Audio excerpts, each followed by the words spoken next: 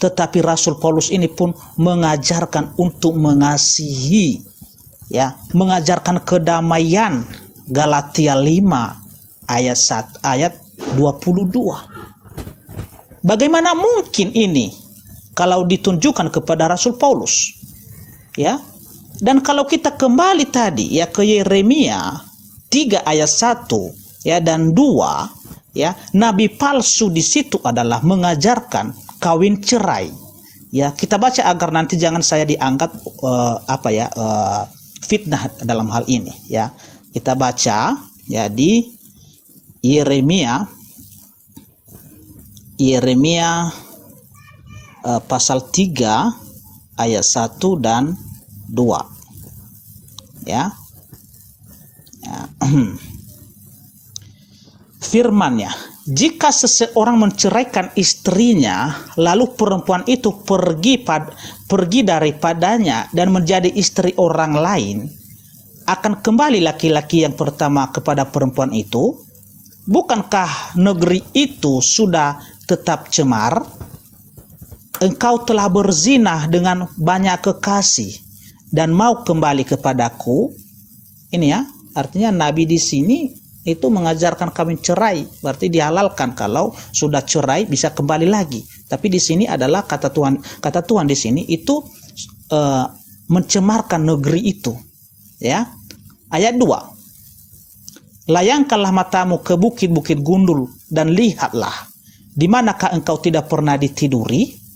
Di pinggir-pinggir jalan engkau duduk menantikan kekasih, seperti seorang seperti seorang Arab di padang gurun.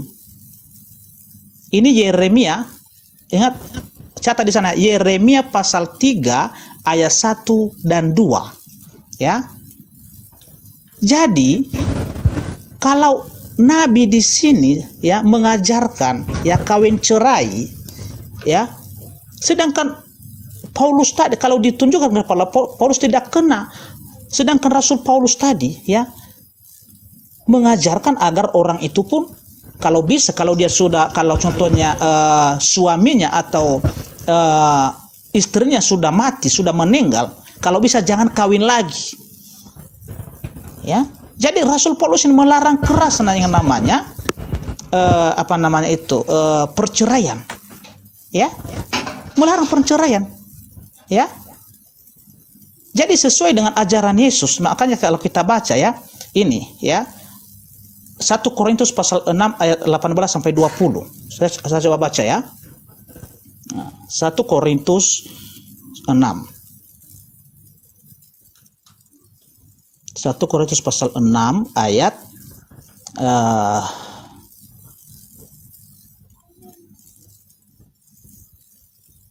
ayat 7 pasal 1 Korintus pasal 7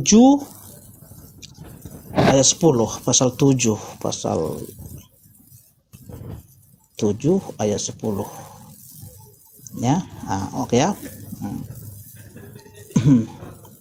Ya. Kepada orang-orang yang telah kawin,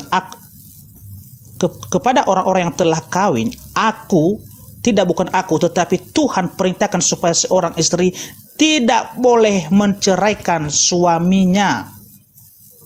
Ya, jadi di sini jelas ya, Paulus melarang perceraian sesuai dengan ucapan Yesus, ya. Kata-kata Yesus di Matius 19 ayat 6. Kita baca Matius 19 ayat 6. Ya, Matius 19 ayat ke-6. Ya. Nah, ini ya, Yesus di sini yang berbicara, ya. Demikianlah mereka bukan lagi dua, melainkan satu. Karena itu apa yang telah dipersatukan Allah tidak boleh diceraikan manusia. Jadi sudah jelas di sini apa yang diajarkan oleh Yesus diteruskan, dipelihara oleh Rasul Paulus. Ya, silakan Bang Zuma. Oke, satu-satunya agama yang mengajarkan kemudian tentang kesucian terkait dengan hukum laki perempuan itu hanya di Islam. Tidak ada agama, bahkan di Islam itu batasan aurat pun diatur. Ya. Jadi kalau Anda hanya menyinggung Paulus mengajarkan begini, Paulus mengajarkan begitu. Tapi jangan lupa, yang Anda kecam itu justru bertaburan di dalam perjanjian lama. Dan Tuhan tidak pernah menghukum kemudian orang-orang yang melakukan pencabulan. Bahkan di dalam perjanjian lama itu perintahnya malah bersinalah, bercabullah, bersinalah. Aku tidak akan menghukum anak-anak gadismu ketika mereka melakukan persinahan. Jadi itu enggak jadikan sebagai dasar pijakan membahas tentang nabi palsu. Itu hanya Anda mencari-cari jalan untuk menuduh Nabi Muhammad, tapi tidak akan pernah sampai ke sana. Kenapa? Daud mengintip orang mandi, istrinya orang. Istrinya orang yang lagi mandi, kemudian ya seperti itulah adanya. Ngeri kalau saya baca Bible. Berbicara tentang kejadian 35, kejadian 38, 2 Samuel 13, Yeremia 2, kemudian Yehezkiel 16, Hakim-Hakim 16. Itu ngeri kali kalau bahas Bible, Bang. Jadi bukan sesuatu yang bisa jadikan rujukan seperti itu. Kalau kita baca Yehezkiel 23, aduh hancur. Bisa rungkat ini Komal. Jadi kembali kepada tema, kalau Anda membawa Yeremia 3 misalnya, justru saya bangga menjadi orang Islam. Karena data yang Anda bawa itu terkait dengan adanya Arab. Di situ dikatakan bahwasanya orang-orang yang tidak pernah melakukan persinahan seperti diumpamakan lagi ke Arab tuh. Diumpamakan ke Arab. Tapi kalau bercerita tentang persundalan, bercerita tentang persinahan, itu wow, luar biasa dalam Bible. Coba Anda ulang nanti Yeremia 3 yang Anda baca dan Anda selami baik-baik. Apakah itu hinaan kepada orang Arab sehingga Arab dijadikan sebagai contoh? Apakah kemudian ada cerita orang Arab melakukan hal-hal seperti itu? Atau yang melakukan persundalan sampai ada cerita bapak ditidurkan kemudian anaknya gonta-ganti memperkosa bapaknya? Itu enggak ada dari bangsa Arab yang melakukan hal-hal seperti itu yang tidak senonoh. Justru kalau kita melihat di mana di dalam Bible ada persundalan, persinahan yang dilakukan oleh orang Arab, enggak ada. Justru orang Arab sebagai contoh di situ yang tidak melakukan kemaksiatan. Lalu kemudian kembali kepada tema kita terkait dengan ucapan Yesus. Jangan mengunggulkan Paulus dulu, ucapan Yesus dulu yang Anda uraikan, Anda selesaikan. Waspadalah kepada kalian akan datangnya seorang penyesat yang datang kepadamu memakai namaku dan berkata akulah Kristus. Dia akan menyesatkan banyak orang. Itu dulu. Siapa yang datang kepada murid Yesus yang awal mula? Apakah Nabi Muhammad atau beliau adalah Paulus? Kita terang-terangan aja karena tujuan diskusi ini adalah untuk ya tentu menjatuhkan orang, menjatuhkan agama lawan diskusi. Maka enggak usah malu, sampaikan aja Nabi Muhammad begini, enggak usah malu. Saya pun akan menyangga itu. Tetapi saya pun punya hak mengatakan bahwa itu adalah Paulus. Penistaan nanti, Bang, penistaan nanti.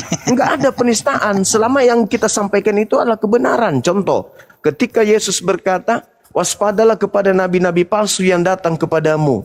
Itu nasihat Yesus kepada Bani Israel. Nah, siapa yang datang kepada murid Yesus yang dinasihati oleh Yesus ini? Apakah Nabi Muhammad atau Paulus? Kan Paulus. Dari buahnya kamu mengenal mereka. Jadi orang Yahudi murid Yesus mengenal Nabi palsu itu dari buahnya.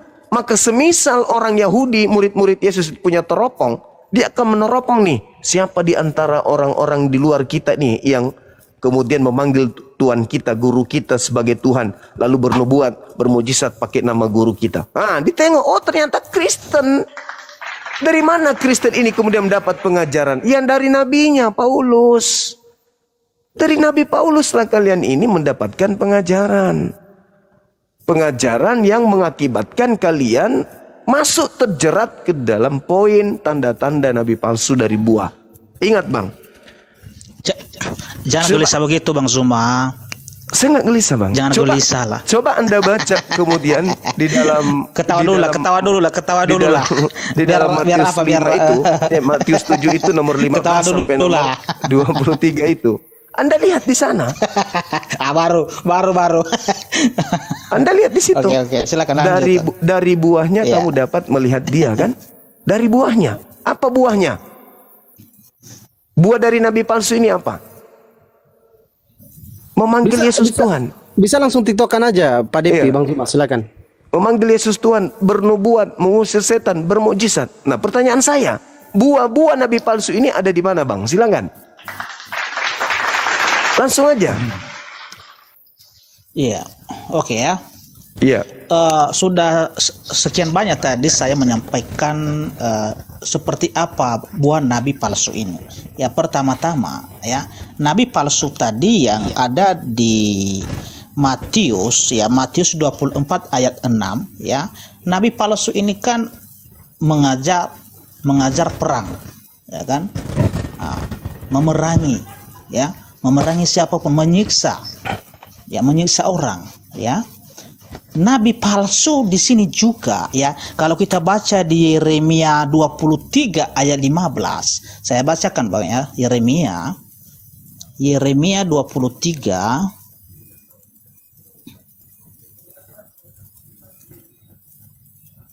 ayat 15, ya.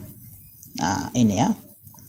Yeremia pasal 23 ayat 15, beginilah firman Tuhan. Sebab itu beginilah firman Tuhan semesta alam mengenai para nabi itu. Sesungguhnya aku akan memberi mereka makan ipuh dan minum racun. Ya. Sebab daripada Nabi Yerusalem telah meluas kefasikan ke seluruh negeri. Ya, jadi nabi palsu di sini, Bang Zuma, sudah dikasih tahu di sini bahwa nabi palsu di sini dikasih ipu dan minum racun. Ya? Nabi dari Yerusalem kan?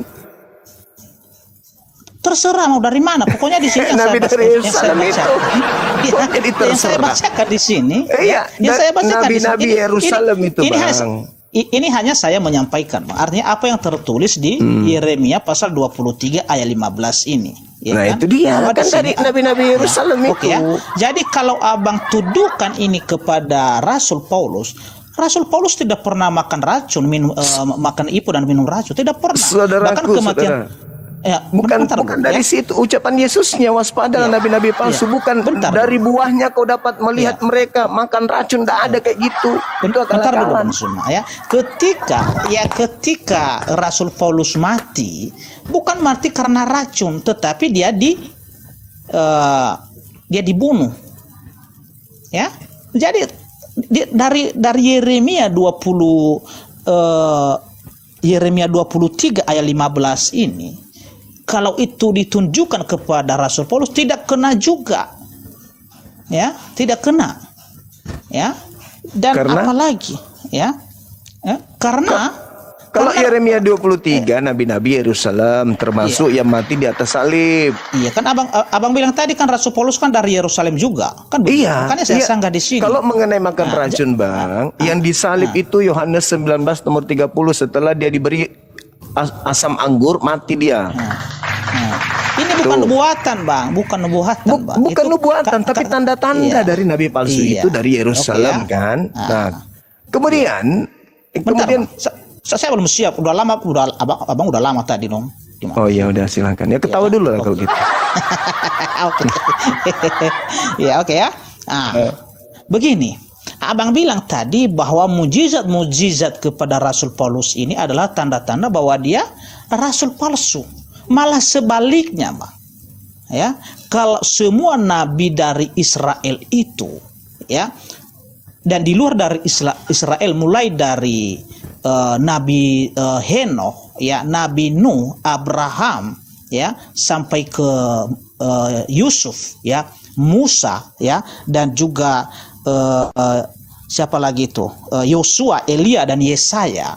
Mereka punya mujizat, ya. Bisa saya bacakan di sini apa mujizat-mujizat mereka. Dan Iya, itu tahu. dan sesuai dengan sesuai dengan Rasul Paulus, ya, yang saya bacakan tadi di Kisah Aduh, Para Rasul gimana pasal ini? 20 pasal 20 ayat 9 sampai 12. Begitu juga dengan rasul-rasul yang lain. Mereka membangkitkan orang mati seperti yang dilakukan oleh Rasul murid Paulus. Yesus yang datang kepadamu, bukan yang Yeremia, Henok itu nggak datang ke murid Yesus. Jadi bentar dulu Bang Zuma, ya. Soal mujizat yang saya sampaikan ini, Iya, ya. Kalau datang. soal mujizat, ya, sama mujizat, ya, Rasul Paulus di sini artinya bermakna, ada maknanya bagi orang, bagi manusia. Membangkitkan orang mati itu, karena harus menyesatkan. itu adalah Gimana, perkara yang Om? besar, itu adalah mujizat besar, itu sesuai dengan nabi-nabi yang lain. Justru nabi yang tidak ada, kalau nabi yang tidak ada mujizatnya di sini bisa dikatakan bahwa itu adalah bukan utusan. Karena kenapa? Karena tidak ada karunia Tuhan kepadanya. Nabi-nabi palsu. Jadi silakan nanti Bang Zuma, silakan nanti Bang Zuma cari siapa nabi yang tidak punya mujizat. Saya tidak perlu menyebut namanya di sini. Saya takut. Tapi kalau Rasul Paulus, dia punya mujizat, Bang. Dia sudah menggenapi. Kita baca Markus 16, ya. Markus 24 nomor 24, berani nggak baca? Udah kita baca tadi. Tanda-tanda nabi palsunya banyak melakukan mujizat, betul nggak? Bentar, kita baca nanti itu, bentar ya. Markus 16, ya. Nah, ya. Markus 16 nomor 16. Nah, nomor 17 ayat 17, ya. Injil Markus pasal 16 ayat 17. Tanda-tanda ini akan menyertai orang-orang yang percaya. Berarti cuma Paulus yang percaya. Bentar, Kristen mereka akan lain mengusir setan-setan demi namaku. Mereka akan berbicara dalam bahasa yang baru bagi mereka. Mereka akan memegang ular, dan sekalipun mereka minum racun maut, mereka tidak akan mendapat celaka. Orang percaya. Jadi tergenapi ini kepada Rasul Paulus di Kisah Para Rasul pasal 28 ayat 3 dan 5. Ketika ular mematok, kita baca dulu Bang, biar jelas di sini. Ya, saya baca. Itu pakai dalil kita kan? Nah, itu kan. Kisah Para Rasul. Kenapa nggak berani pada baca Matius 24:5? Nanti kita baca itu. Aku baca siap nanti kita baca itu, enggak apa-apa. Ya. Kisah Para Rasul 28 ayat 3 dan 5. Ya, lanjut kawan. Oke. Saya ini tahan ketawa saya, Anda suruh ketawa. Dari Markus 16 ayat 17 tadi, ini tergenapi di Kisah Para Rasul 28 ayat 3 dan 5. Ketika Paulus memungut seberkas ranti-ranti dan meletakkan di atas api, keluarlah seekor ular beludak karena panasnya api itu, lalu menggigit tangannya. Ketika orang-orang itu melihat ular itu terpaut pada tangan Paulus, mereka berkata seorang kepada yang lain, orang ini sudah pasti seorang pembunuh, sebab meskipun ia telah luput dari laut, ia tidak dibiarkan hidup oleh Dewi Keadilan.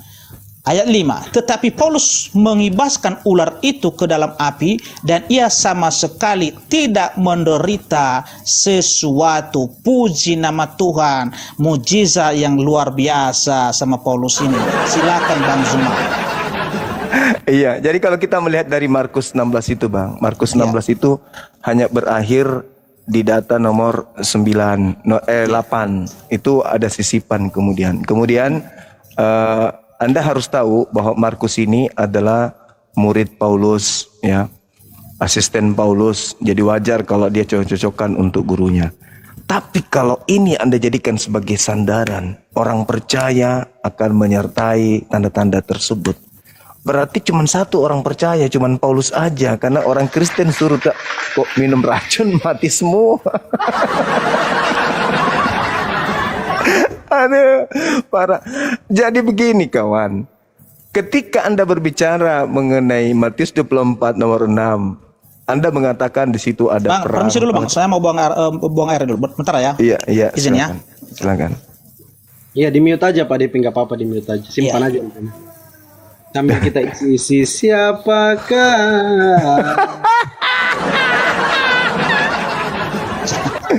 Mati balik. Kok cepat kali pipisnya? Bentar dulu Bang Somad. Pipis di Saya tutup kamera ini. Saya tutup kamera ini. Bentar dulu. Aduh, saudara Devi. Aku takut loh, karena Bang Zuma tadi narasi Pak Devi melakukan mujizat. Banyak mujizatnya. Ih, kayak kena kali. Aduh, saudara Devi inilah. Masya Allah. Jadi teman-teman, kalau kita lihat di dalam Kisah Para Rasul 3 ya, dikatakan begini. Bukankah di dalam kitab Tauratmu dikatakan seorang nabi akan diutus yang sama seperti Musa? Barang siapa yang tidak mendengarkan nabi tersebut akan dibunuh, akan dilenyapkan dari umat kita. Jadi nabi yang sama seperti Musa itu memang dinubuatkan jago perang. Kemudian terkait dengan nabi yang sama seperti Musa juga diuraikan di dalam Ulangan 18 nomor 18. Jadi nggak lari ke situ. Malah kalau jago perang itu ya harus Yesaya 33 nomor 2 itu harus tergenapi.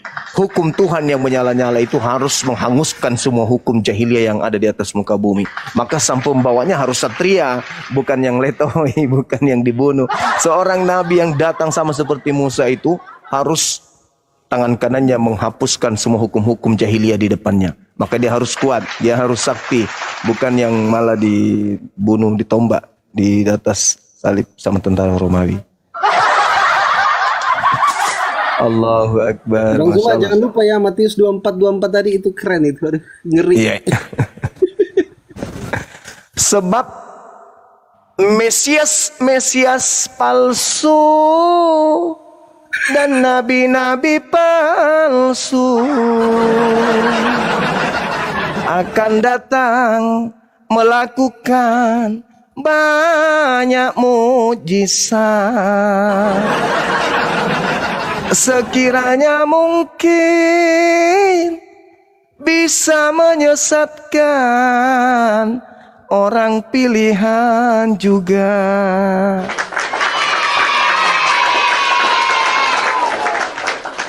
Jadi mukjizatnya membuat kemudian biji sakar pindah ke dagu, menggantung. Kuping pindah, ya. Kemudian di jidat.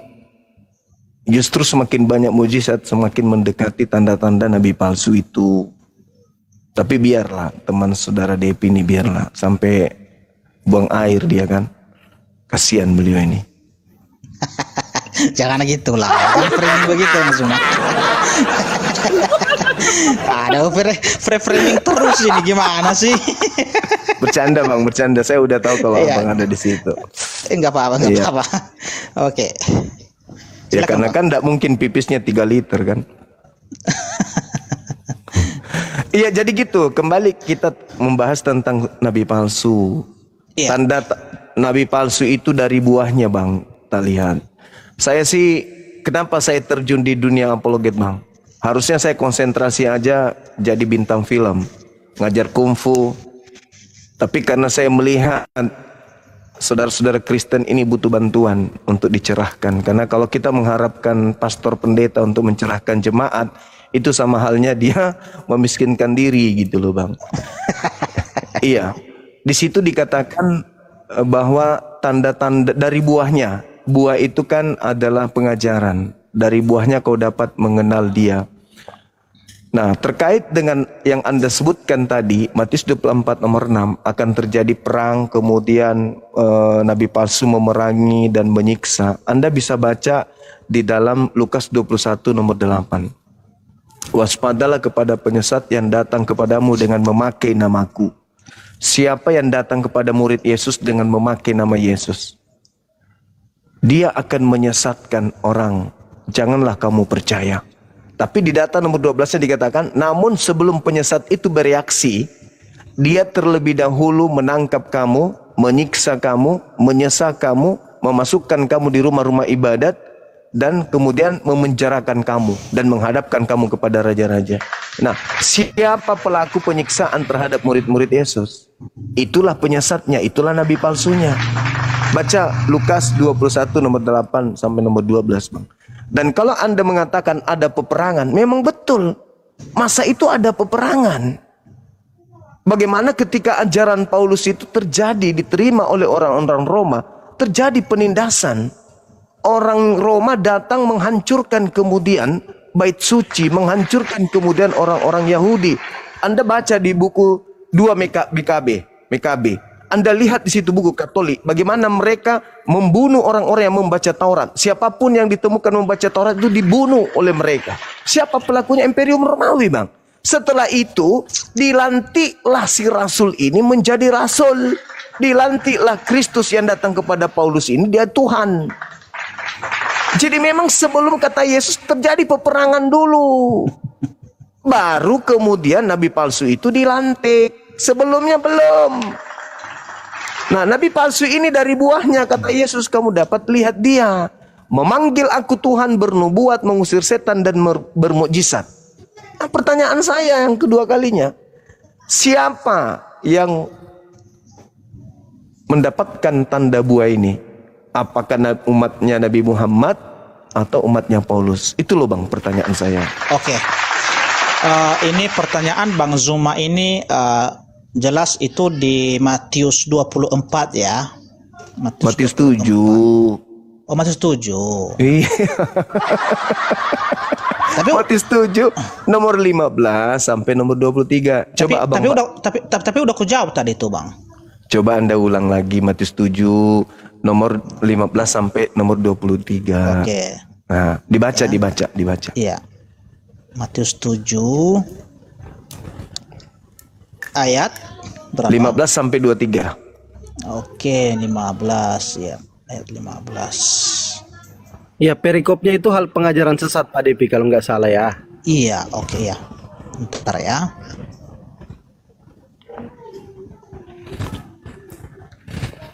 Aku cinta. Waspadalah terhadap nabi-nabi palsu yang datang kepadamu dengan menyamar seperti domba, tetapi sesungguhnya mereka adalah serigala yang buas. Dari buahnya lah kamu akan mengenal mereka. Dapatkah orang memetik buah anggur dari semak duri atau buah ara dari rumput duri?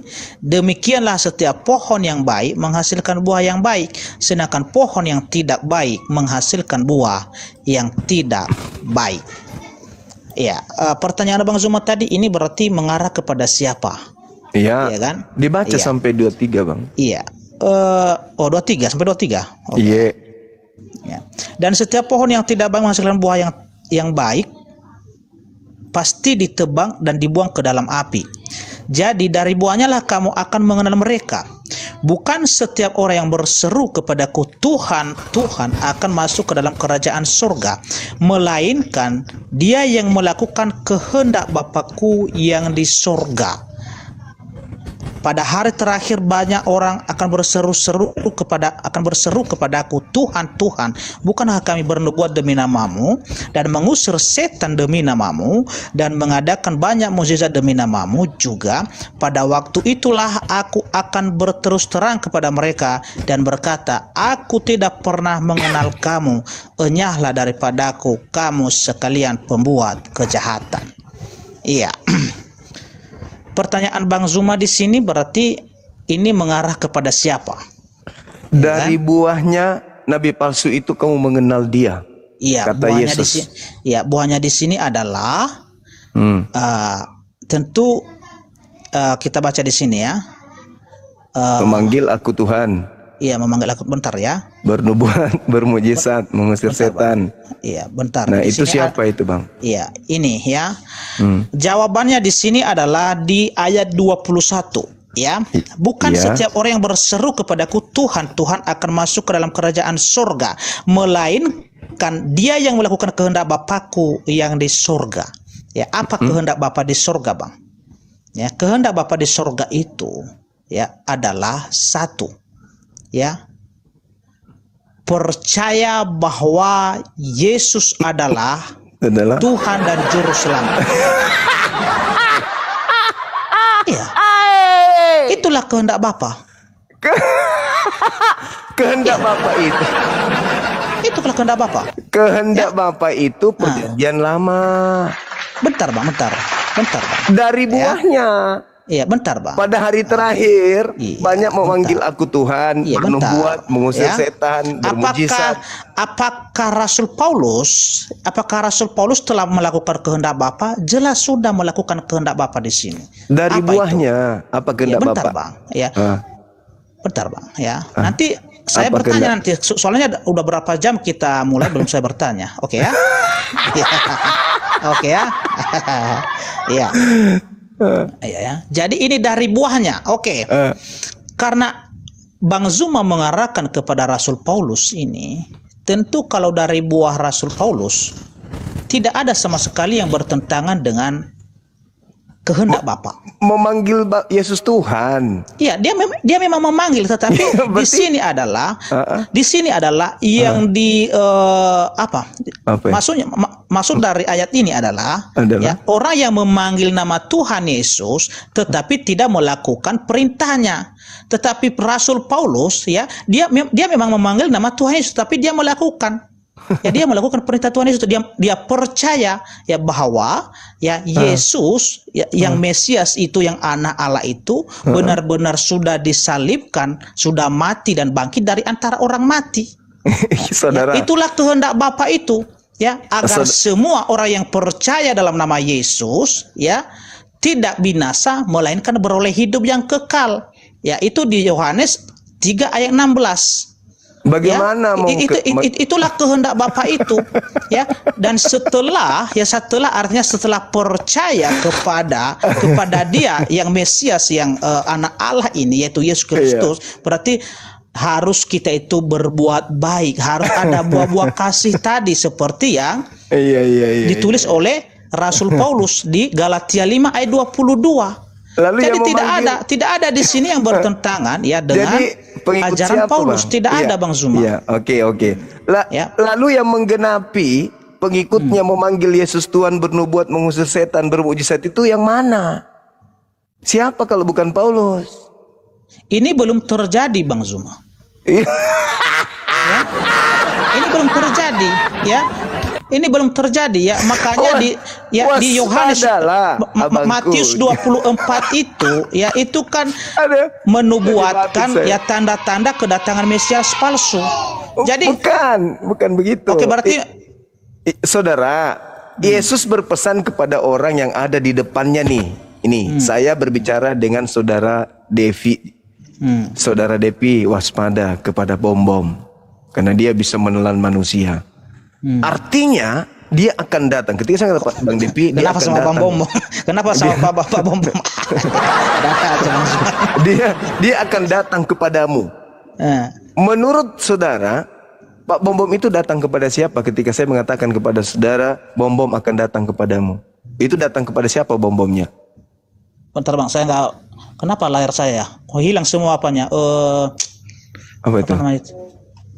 Penonton sih di sini nggak ada lagi, hilang semua. Jaringan kali. Dari penonton kita. Enggak, apa namanya? Takut diusir. Bukan gitu. Kenapa bisa ini ya? Bentar dulu. Ya silakan terus sama. Lanjut. Ketika saya mengatakan saudara waspadalah, akan datang Pak Bom Bom kepadamu dengan mengaku sebagai perempuan, padahal dia adalah seorang laki-laki yang buas. Menurut pemahaman saudara Depi, Pak Bom Bom ini datang kepada siapa? Ya, datang kepada saya. Ya, berarti nabi palsu tadi ketika Yesus berbicara datang kepadamu, datang kepada siapa? Bukan datang ini, Bang. Loh. Menyebut di sini ya, menyebut atau memanggil namaku. Berseru-seru. Nomor 15-nya berseru-seru kepadaku. Nomor 15-nya ya kan? coba. Mana? Nomor 15-nya. Nomor 15 ya. Iya. Waspadalah terhadap nabi-nabi palsu yang akan datang kepadamu dengan menyamar seperti domba. Ya, silakan Bang. Oke, saya jawab ya. Jadi datang kepada siapa, Bang? Oke, saya jawab ya. Nabi palsunya datang kepada siapa? Oke, saya jawab ya. Iya. Nabi Ya, palsunya memang datang kepada orang Kristen ya. Iya. Oke. Iya. Iya, saya jawab ya.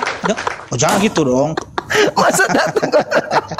Dengarkan jawaban saya kan begitu. Biar Oke, udah ya. Murid Yesus Oke, saya gimana jawab. Ya, saya ceritanya jawab nih, ya. Kak? Oke, saya jawab ya. Kacau. Iya, Gini silakan. ya. Iya. Rasul Paulus memang dia yang paling terdepan untuk memberitakan kebenaran Injil ini atau kabar baik ini. Ya. Tetapi inilah kehendak Bapa itu. Itulah kehendak Bapa agar semua manusia yang percaya dalam nama Tuhan Yesus ini peroleh keselamatan. Nah, tapi Rasul Paulus sudah melakukan itu, jadi tidak kena kepada Rasul Paulus kalau Bang Zuma mengarahkan ke Rasul Paulus ayat ini. Karena kenapa? Ya, seperti yang Abang Zuma sampaikan tadi, ya Bang Zuma singgung soal peperangan, ya. Iya. Memang kalau di sejarah telah terjadi peperangan pada saat itu, tetapi ya apakah Rasul Paulus sudah ikut pada peperangan itu? Tentu tidak. Ya, apakah Rasul Paulus setelah pertobatannya dia mau menyiksa orang? Tidak mungkin, tidak. Apakah Rasul Paulus setelah dia bertobat dia haus dengan harta? Tidak. Tetapi nabi palsu yang tertulis di sini adalah haus dengan harta. Tidak ada. Ya, itu tidak ya, ada di situ.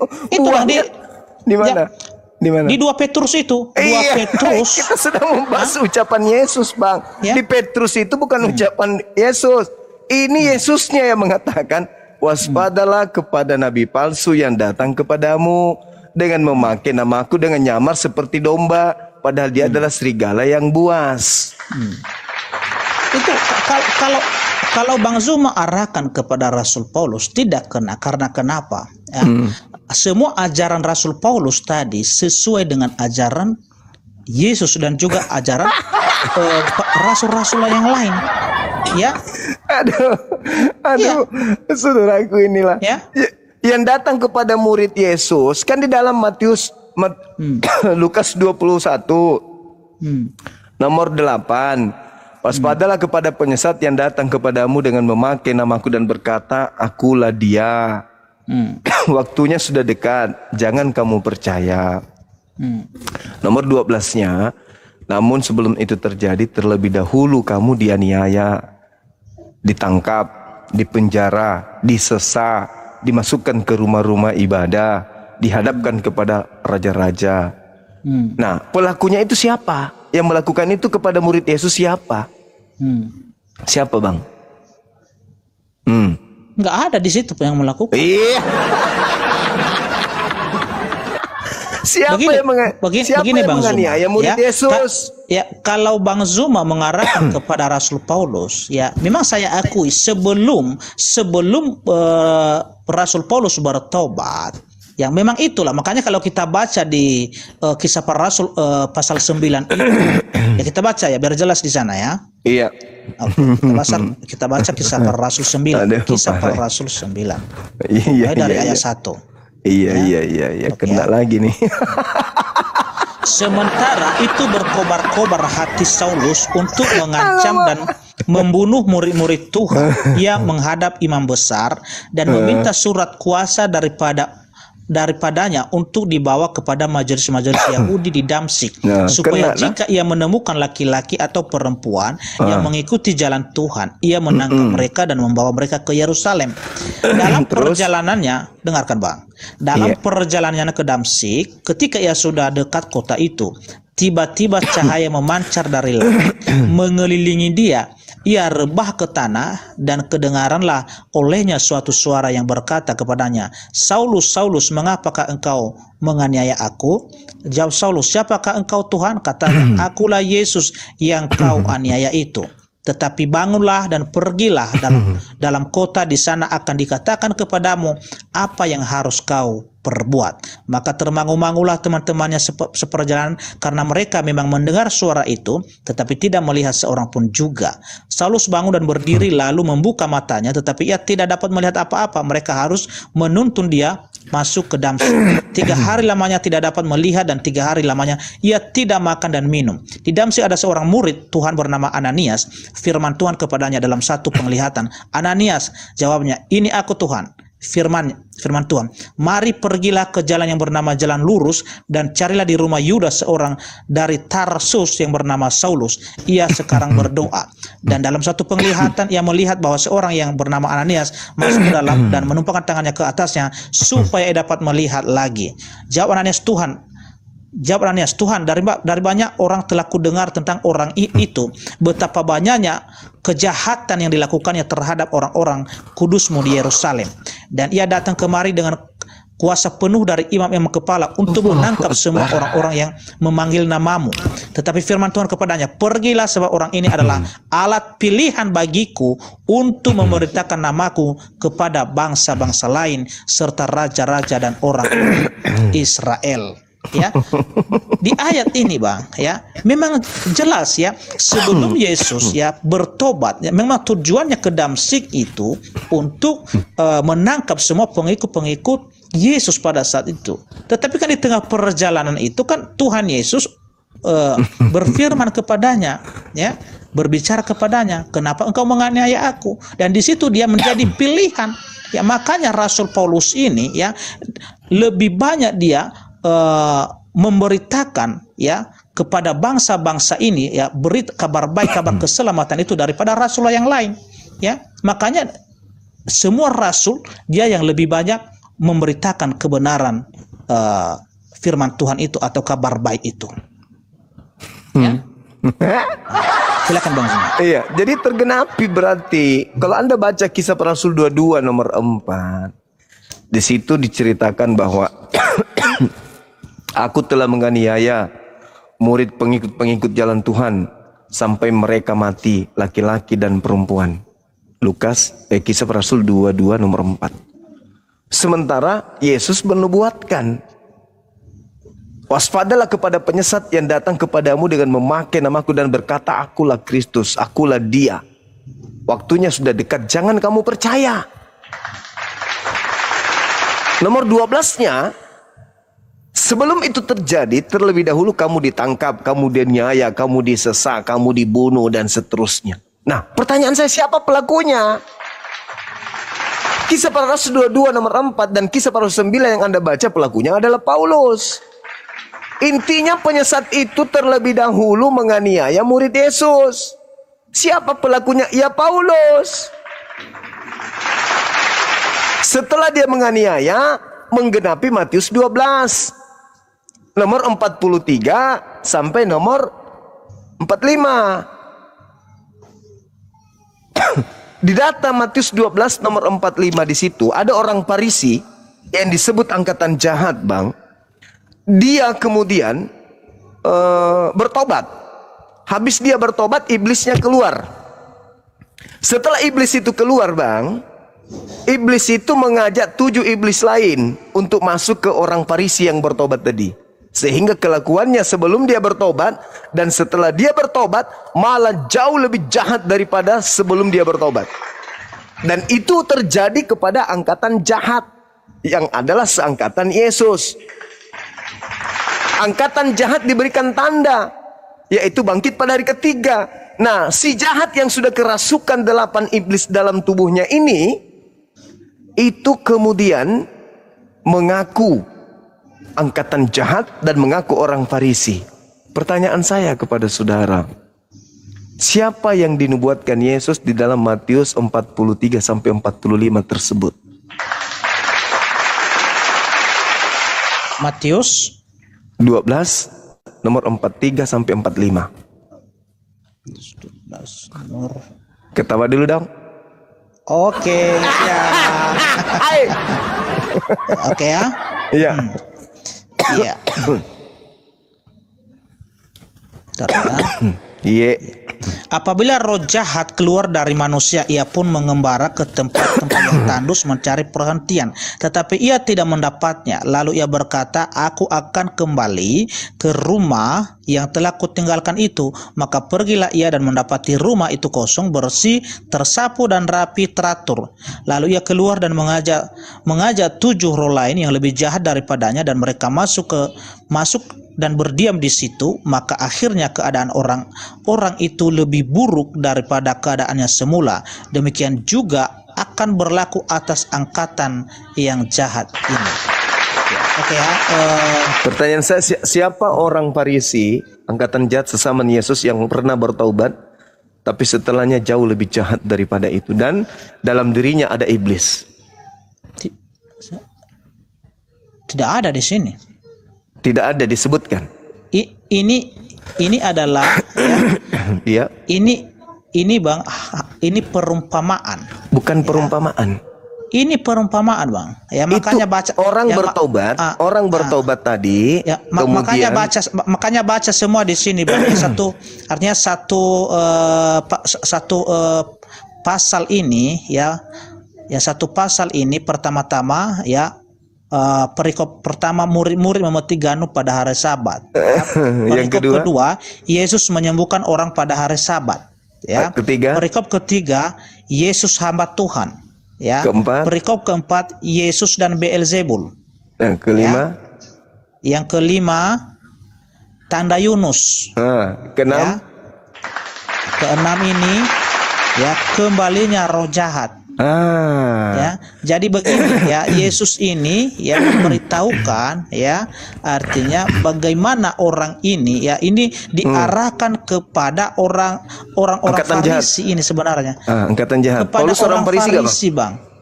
Ya? Paulus orang kepada Farisi. Orang Farisi. Paulus orang Farisi. Kalau Paulus, iya orang Farisi Paulus. Bagus.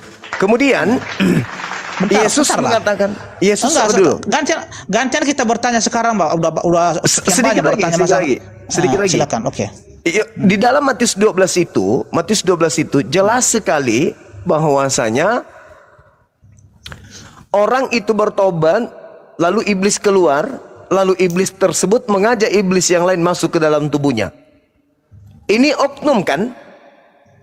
Iya. Nah, bukan ke dalam tubuh, ke dalam rumah ini Bang Zuma. Rumah itu badannya, tubuhnya. Coba baca baik-baik itu Bang Zuma. Silakan. Ulang lagi baca. Ya. Lalu ia berkata, aku akan kembali ke rumah yang telah kutinggalkan itu. Nah, iblisnya berkata, ayat 44 ya. Iblis ini berkata, lalu ia berkata, aku akan kembali ke rumah yang telah kutinggalkan itu. Maka pergilah ia dan mendapat rumah itu kosong, bersih dan tersapu dan rapi teratur. Lalu ia keluar dan mengajak 7 roh lain yang lebih jahat daripadanya, dan mereka masuk dan berdiam di situ. Ya, di rumah itu mereka berdiam, bukan di dalam manusia, di rumah. Rumah itu maksudnya itu orang yang bertobat makanya akhirnya keadaan orang itu lebih buruk daripada keadaan semula. Artinya orang ini lebih kacau mereka di dalam keluarga itu. Bukan begitu maksudnya. Ini kalau rumah itu bukan hanya kepada satu orang ini Bang. Seisi rumah itu yang dikatakan di sini adalah yang lebih buruk lagi. Seisi rumah, bukan hanya satu orang ini. Kalau kata rumah ini itu seisi rumah. Oke, sekarang orang dalam rumah itu bisa nggak kacau kalau tidak dirasuki setan? Gimana? Kalau nggak dirasuki setan, tidak dipengaruhi setan, bisa nggak kacau? Tidak bisa. Orang itu harus dirasuki sama setan kan? Iya. Nah, coba Anda baca 2 Korintus 12 nomor 7. Jangan dulu lah, ganti kita bertanya. Terus. Masalahnya di situ Paulus mengaku bahwa ada iblis di dalam dirinya. Nanti saya bertanya dulu. Dari tadi Paulus mengaku bahwasanya dalam dirinya itu ada iblis. Enggak, saya mau bertanya dulu. Bentar ya, kita gantian. Ya, silakan. Ya. Oke ya. Yeremia 23 ya.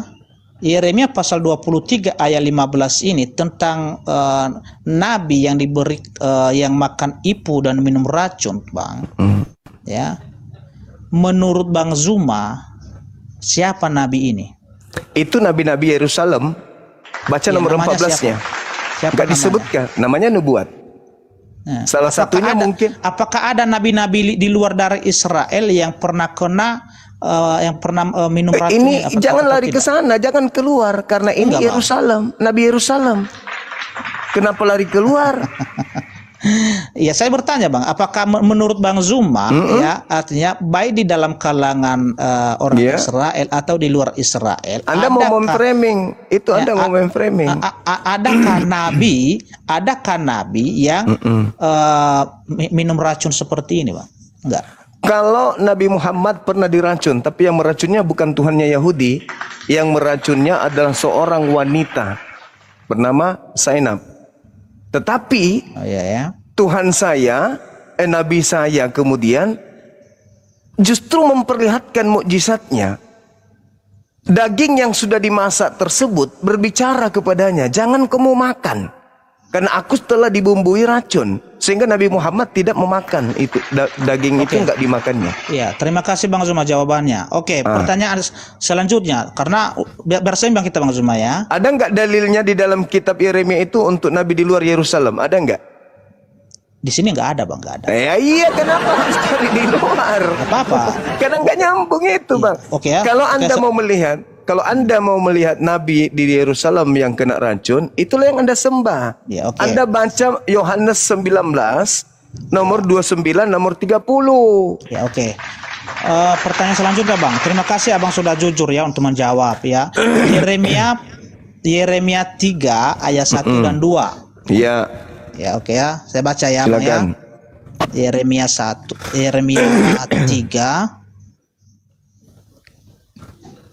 Ya, terus Bentar Bang ya. Yeremia. Semangat, Ya, semangat oke. pada semangat Ya, Kak oke, Reno. oke. Semangat. Ya, semangat. Ya. Firman-Nya, jika seorang menceraikan istrinya lalu perempuan itu pergi daripadanya dan menjadi istri orang lain, akan kembalikah laki-laki yang pertama kepada perempuan itu? Bukankah negeri itu sudah tetap cemar? Engkau telah berzina dengan banyak kekasih dan mau kembali kepadaku. Demikianlah firman Tuhan.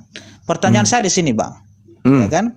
Jelas kalau di orang Israel itu kan dilarang, itu artinya kawin cerai itu artinya kalau orang sudah kawin lalu perempuan ini meninggalkan suaminya, dan kalau mereka kembali bersatu dengan suaminya, itu artinya berzina namanya, artinya cemar negeri itu, sesuai ayat di Yeremia ini.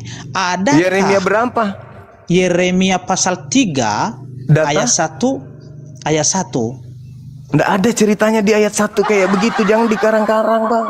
Ini Bang, besarkan apa? Besarkan Iya, layar saya, host. silakan Anda tunjukkan. Nggak ada yang kayak gitu, Bang. Besarkan layar saya, host. Oke. Silakan Anda tunjukkan.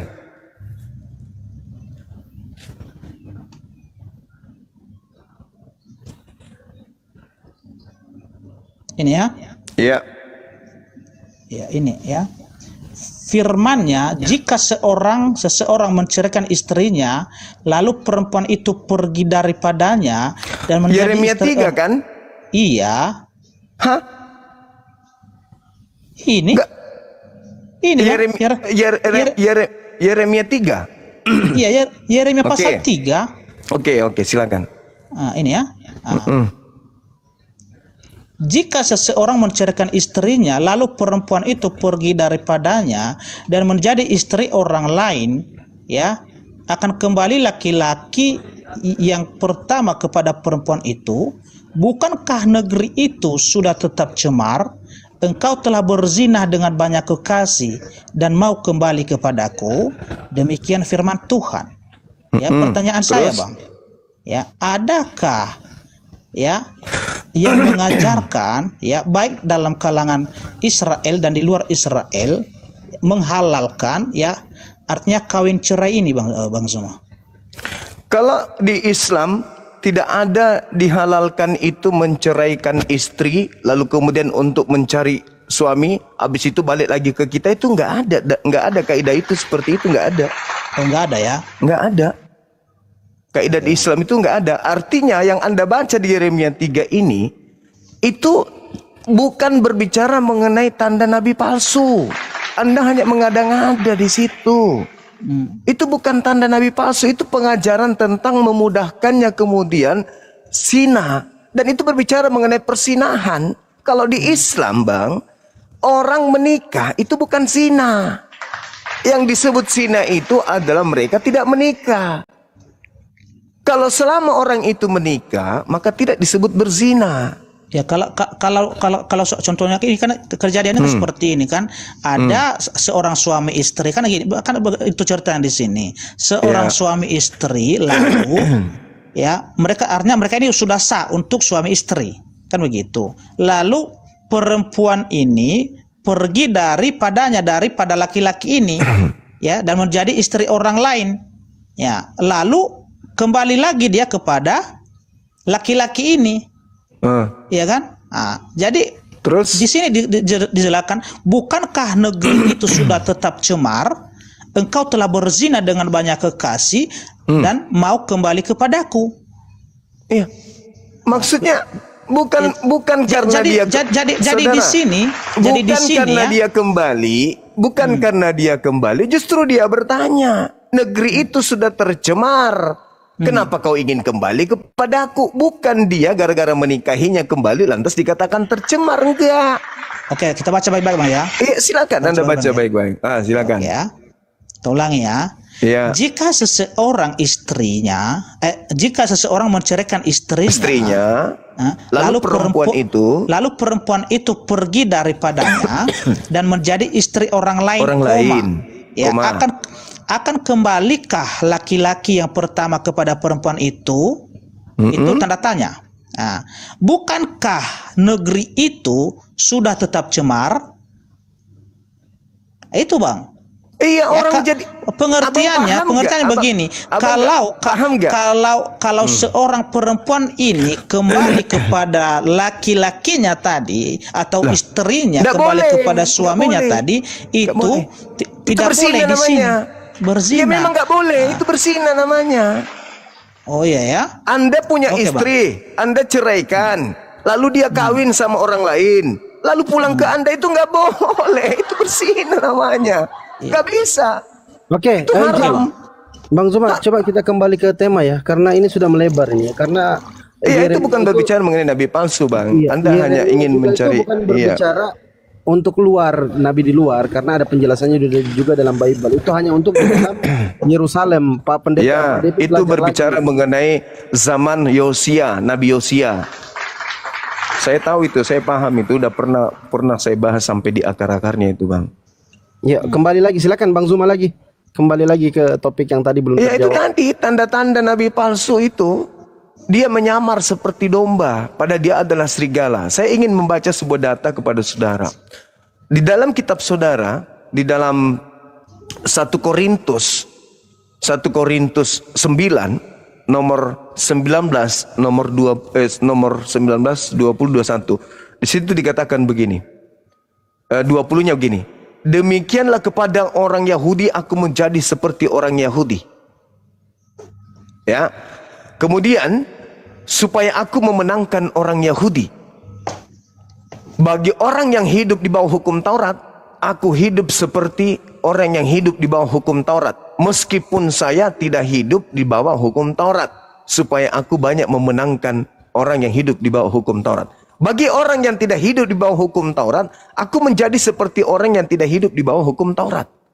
Sekalipun tidak hidup di bawah hukum Taurat, karena dalam hidupku di bawah hukum Taurat Kristus. Pertanyaan saya kepada saudara, kalau ada orang yang mengaku kepada orang Yahudi ngaku Yahudi, kepada pengaruh Taurat mengaku Taurat meskipun dia tidak mengaku Taurat, kepada orang yang tidak mengaku Taurat dia ikut-ikutan menjadi pengaku tidak ikut Taurat, itu menyamar atau tidak? Menyamar. Jadi siapa yang masuk kepada orang-orang Yahudi nyamar-nyamar seperti orang penganut Taurat? Padahal dia mengaku, padahal sesungguhnya aku tidak taat kepada hukum Taurat. Itu siapa itu, Bang? Yang menulis 1 Korintus 9 itu siapa? 1 Korintus berapa? 1 Korintus 9. Ayat 20 dan 21. Oke, kita baca ya. Iya. 1 Korintus 9. pasal 9 ayat 20 dan 21. Berat Paman, berat.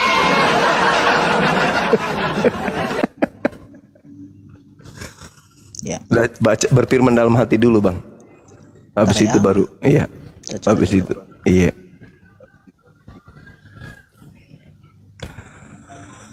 Demikianlah bagi orang Yahudi, aku menjadi seperti orang Yahudi supaya aku memenangkan orang-orang Yahudi. Bagi orang-orang yang hidup di bawah hukum Taurat, aku menjadi seperti orang yang hidup di bawah hukum Taurat. Sekalipun aku sendiri tidak hidup di bawah hukum Taurat, supaya aku dapat memenangkan mereka dan mereka. Yang Ulangi, supaya aku dapat memenangkan mereka yang hidup di bawah hukum Taurat. Nomor Apa 21. pertanyaannya situ, Bang? Nomor 21. 21. Bagi orang-orang yang tidak hidup di bawah hukum Taurat, aku menjadi seperti orang yang tidak hidup di bawah hukum Taurat, sekalipun aku tidak hidup di luar hukum Allah, karena aku hidup di bawah hukum Kristus, supaya aku dapat memenangkan mereka yang tidak hidup di bawah hukum Taurat. Ya, bagi orang-orang yang lemah, aku menjadi seperti orang yang lemah, supaya aku dapat menyelamatkan mereka yang lemah. Bagi semua orang, aku telah menjadi segala-galanya, supaya aku dapat mungkin memenangkan beberapa orang dari antara mereka. Segala sesuatu ini aku lakukan karena Injil, supaya aku mendapat bagian dalamnya. Ya, tidak tahukah kamu bahwa dalam gelanggang pertandingan semua peserta turut berlari, tetapi bahwa hanya satu orang saja yang mendapat hadiah? Karena itu larilah begitu rupa sehingga kamu memperolehnya. Tiap-tiap orang yang turut mengambil bagian dalam pertandingan menguasai dirinya dalam segala hal. Mereka berbuat demikian untuk memperoleh suatu mahkota yang fana, tetapi kita untuk memperoleh suatu mahkota yang abadi. Pertanyaan saya, tipikal seperti ini, nyamar-nyamar seperti itu ketika dia menyamar seperti seperti orang Yahudi dan menyamar sebagai orang yang taat kepada hukum Taurat, padahal dia tidak taat kepada hukum Taurat. Menurut saudara, itu apa namanya? Serigala nyamar domba atau bukan? Begini, Bang, saya jelaskan ya. Iya, silakan. Iya, seru ini, seru ini. Iya. Kenapa Rasul Paulus melakukan nyamar hal seperti ini? domba? Ya, sudah jelas tadi tujuannya agar dia memenangkan jiwa-jiwa orang itu, untuk memperoleh keselamatan mahkota. Jadi dia nyamar itu. Seperti domba, kan? Ya, itu tujuannya. Jadi begini, Bang. Tahu. Saya jelaskan ya. Contoh, ya kan? Iya. Contoh, ya kan, setiap suku, setiap daerah itu kan beda-beda budayanya beda-beda, hukum adat, ya kan? Jadi kalau Rasul Paulus ya tidak menyesuaikan diri di sana, ya, dengan budaya, dengan hukum-hukum daerah tersebut atau suku tersebut, tentu orang itu menolak dia. Jadi supaya orang ini menerima dia, tentu dia harus menyesuaikan diri dulu di sana. Itulah pengertian dari ayat ini, agar jadi dia memenangkan nanti orang-orang itu. Iya. Jadi dia nyamar seperti domba, kan? Iya. Nubuat Yesus apa tadi? Oh, jangan disamakan di situ, Bang. Iya. Oke, gantian kita bertanya ya. Oke ya. Iya. Gantian kita bertanya ya. Aduh, parah ini. Bentar, Bang Zuma. Gantian kita bertanya ya. Parah. Oke. Gantian bertanya lah. Silakan. Ya, saya bacakan ya, izin ya, satu dalil ini tadi. Padalah. Lanjut. Iya. Silakan, Bang, pertanyaannya. Yang paling saya baca di sini ya. Iya, silakan. Ini di 2 Petrus pasal 2 ayat 1 sampai dengan 4. Iya, silakan. Ya, sebagaimana nabi-nabi palsu dahulu tampil di tengah-tengah umat Allah, demikian pula di antara kamu akan ada guru-guru palsu. Mereka akan memasukkan pengajaran-pengajaran sesat yang membinasakan, bahkan mereka akan menyangkal penguasa yang telah menebus mereka, dan dengan jalan demikian segera mendatangkan kebinasaan atas diri mereka. Pertanyaan saya di sini, Bang, ya kan? Adakah Iya. Onde. jangan gitulah. Janganlah ya. Ini ya. Adakah nabi, adakah ya nabi yang menolak kematian, kebangkitan Yesus itu? Sini. Ada enggak, Bang? Saudara, izinkan saya tertawa sejenak. Iya. Allahu Akbar. Inilah bahayanya kalau minim ilmu. Silakan Bang Zuma, silakan jawab. Iya, baik. Karena ini saya. judulnya nabi dan guru-guru palsu. Iya, baik. Iya. Ada beberapa item yang Anda harus pahami dari 2 Petrus 2 ini. Karena ini juga pernah saya ajarkan beberapa calon mu'alaf dan alhamdulillah berhasil. Yang pertama di 2 Petrus 2 ini, Abang, itu bercerita tentang orang-orang yang disurati oleh Petrus. Demikian juga di antara kamu akan ada guru-guru palsu. Kamu di situ siapa? Jauh aja Bang Zuma. Kamu di situ siapa? Ya, siapa nabi palsu di sini? Siapa nabi palsu ini? Kita harus tentukan dulu kamu itu siapa? Siapa nabi palsu yang menyangkal Yesus itu sebagai penguasa dan juga sebagai penebus. Bukan begitu. Saya bacakan ya. Nanti bahkan mereka akan menyangkal penguasa yang telah menebus mereka. Iya. Ya. Oke, sudah. Bahkan mereka menyangkal penguasa yang telah menebus mereka. Oke, udah ya.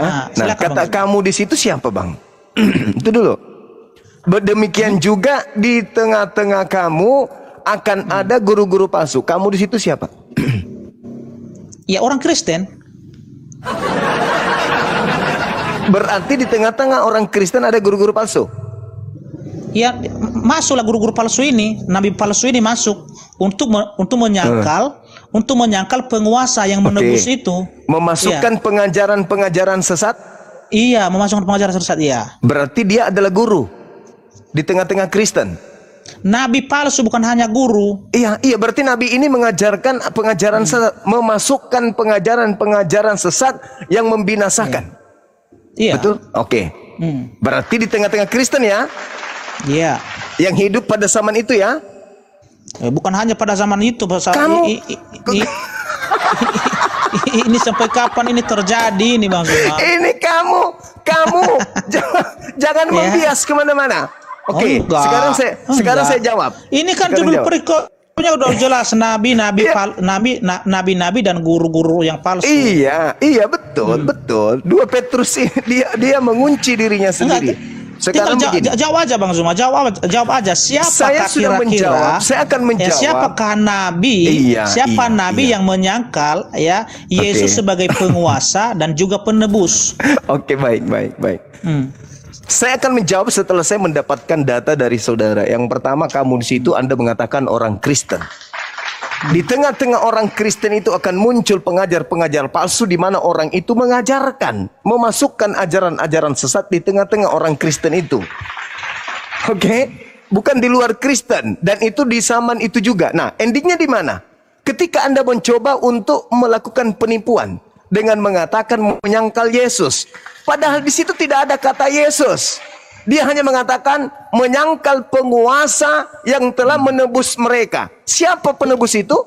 Penguasa orang Kristen siapa Bang Zuma? Penguasa, menyangkal penguasa Tuhan. Penguasa ya Tuhan orang Kristen siapa? Tuhan orang Kristen siapa? Oke, Anda mengatakan Yesus. Oke. Yang menebus orang Kristen siapa?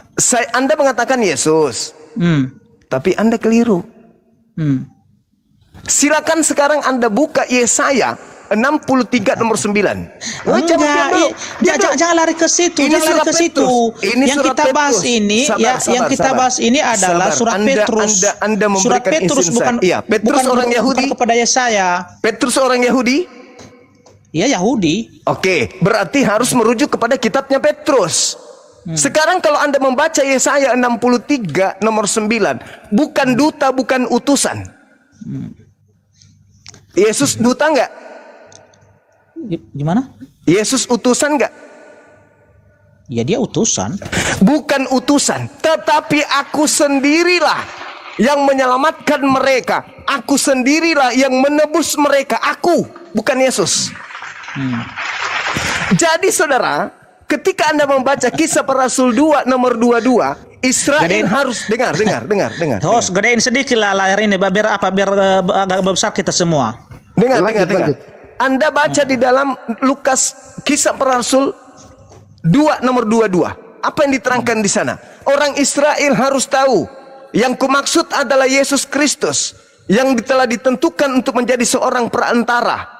Kenapa melebar kemana-mana Bang Zuma? Tunggu Ini sabar dulu. pertanyaan Supaya saya tadi saya ya. meluruskan. Pertanyaan saya ya, Saya meluruskan, saudara. siapa Saya nabi yang meluruskan. menyangkal penguasa dan penebus? Siapa nabi itu? Paulus, yang dimaksud di situ Paulus. Oh, nggak ada Paulus bahkan Paulus Makanya mengajarkan. izinkan saya berbicara.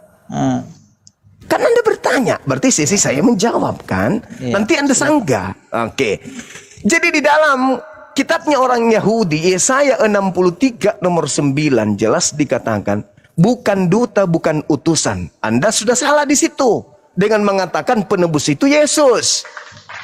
Tetapi aku sendirilah, dia sendirilah yang menyelamatkan mereka. Dia sendirilah yang menebus mereka dalam kasihnya dan belas kasihnya. Dia itu siapa? Elohim, Tuhannya Yahudi. Apa buktinya? Apa buktinya? Ucapan Yesaya 63 nomor 9 ini. Saya buktikan. Di Kisah Para Rasul 2 nomor 22. Dengarkan baik-baik. Orang Israel harus tahu. Anda bukan orang Israel kan? Orang Israel harus tahu. Yang kumaksud adalah Yesus Kristus. Yang adalah orang yang terpilih oleh Tuhan. Yang ditentukan oleh Tuhan. Untuk melakukan mukjizat. Tanda-tanda. Kekuatan. Yang dilakukan oleh Elohim melalui perantaraan Yesus. Seperti yang engkau tahu. Jadi yang penebus di dalam 2 Petrus 2 itu bukan Yesus, tapi Elohim. Contoh, Bang ya, contoh. Saya kasih contoh. Keluaran Matius 26 ayat 27 ya.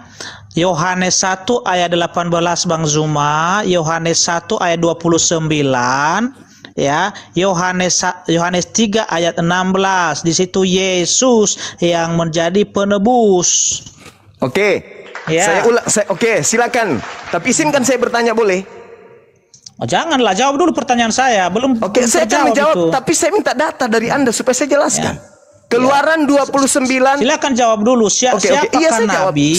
Siapa nabi yang menyangkal penguasa satu-satunya nabi yang bernama Yesus dan satu-satunya penebus. Nabi. Enggak, Anda menipu, Anda sudah enggak sehat diskusi. Sekarang begini.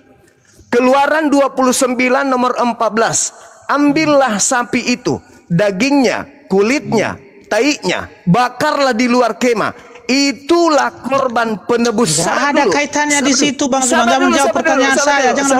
Jangan melebar kemana-mana. Sabar dulu.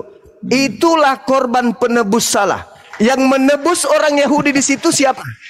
Kutanya dulu. Kenapa melebar kemana-mana ini?